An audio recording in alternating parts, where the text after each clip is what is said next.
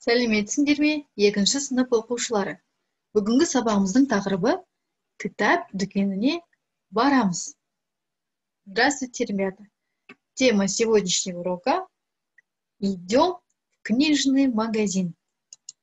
Ең алдымен жаңа сөздермен танысып, оларды жаттап алайық. Для начала познакомимся с новыми словами и выучим их. Алыс, далеко, жақын, близко, ертегі, сказка. Тағы бір қайталайық. Алыс, жақын, ертегі. Ал енді мәтінді оқып аударайық. А теперь прочитаем и переведем текст. Менің үйім мектепке жақын. Кітап дүкені мектептен алыс. Мен дүкеннен ертегі кітап сатып аламын. Менде ертегі кітап көп. Мой дом находится близко к школе. Книжный магазин далеко от школы. Я куплю с магазина книгу сказок. У меня много сказок. Ал енді суреттерді пайдаланып, сөйлемдерді толықтырып оқиық. А теперь мы должны дополнить предложение с помощью картинок. Предложения наши начинаются мен кітап дүкенінен сатып аламын, либо сатып алмаймын. Я с книжного магазина куплю, либо не буду покупать. А покупаем мы по картинке книжку сказок с книжного магазина. А куклу и зайчика мы не можем купить с книжного магазина. А теперь составим предложение. Мен кітап дүкенінен ертегі кітаптарын сатып аламын. Я куплю с книжного магазина книги сказок. Мен кітап дүкенінен қуыршақ, қоян сатып алмаймын. Я не буду покупать с книжного магазина куклу и зайчика. Ал енді артық сөздерді табайық. А теперь мы должны найти лишние слова. Кітап, дәптер, мектеп, өшіргіш. Книга, тетрадь, школа, ластик. Какое слово лишнее? Конечно же, школа. Остальные слова – это учебные принадлежности. Мектеп сөзі артық. Себебі бұл жерде қалған сөздер оқу құралдары.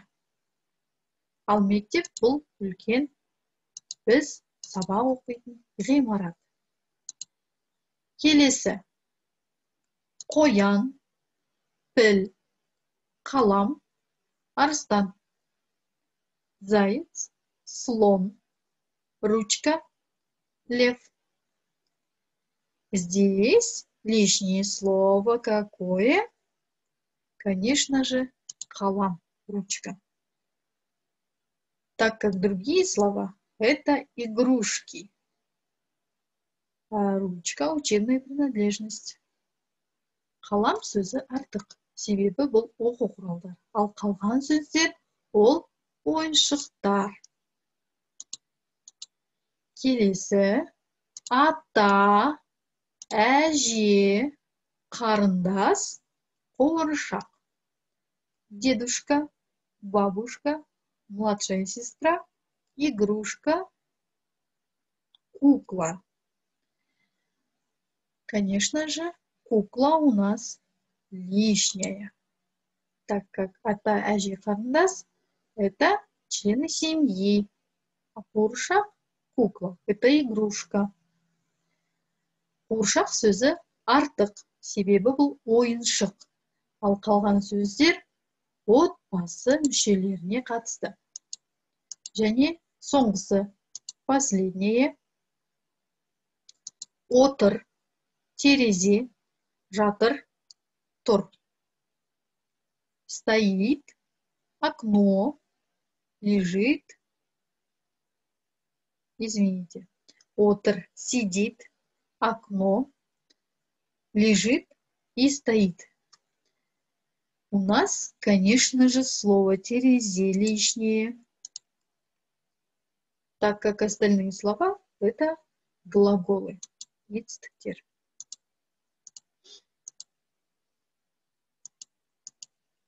Ал енді, балалар, суретті пайдаланып сұраққа жауап берейік. А теперь мы должны ответить на вопрос по картинке. Әнелдің үйіне не жақын, не алыс. Что находится близко, а что далеко от дома Анель? Близко находится театр и школа, а парк и магазин находятся далеко. А теперь составим предложение. Әнелдің үйіне театр мен мектеп жақын. Әнелдің үйінен саябақ пен дүкен алыс. Әнелдің үйіне театр мен мектеп жақын. Театр и школа близко к дому Анель. Әнелдің үйінен саябақ пен дүкен алыс. Парк и магазин далеко от дома Анель. Ал енді сөздерді ажыратып, сөйлемдер құрайық. А теперь мы должны разделить слова и составить предложение.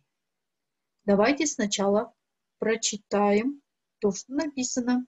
Ең алдымен жазылып тұрғанды оқиық.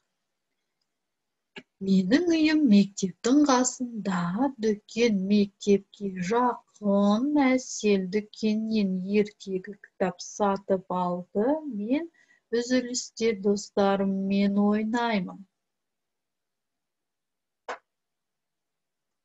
Қандай сөйлемдер шығатыны түсінікті болды. Стало понятно, какие предложения мы сможем составить. Первое предложение, бірінші сөйлем, менің үйім мектептің қасында. Следующее предложение, дүкен мектепке жақын.